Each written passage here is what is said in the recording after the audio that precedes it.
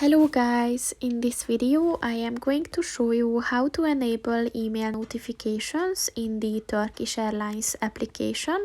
But first I just want to mention, don't forget to subscribe to my channel, because at 10,000 subscribers I am going to show you my whole YouTube revenue statistics and growth strategy, as well as how to make money online. Let's jump into it. First of all, open the application on your phone. And then click on the three lines at the top of the page on the left.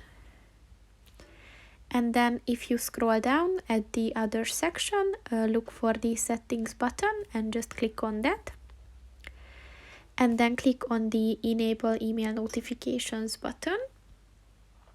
So to do that, you have to provide your name, your surname, and your email address. And by clicking on the save button, you also accept the terms and conditions. So just click on that and you will receive email notifications from that point. So that's pretty much it for this video, guys. See you in the next one. Goodbye.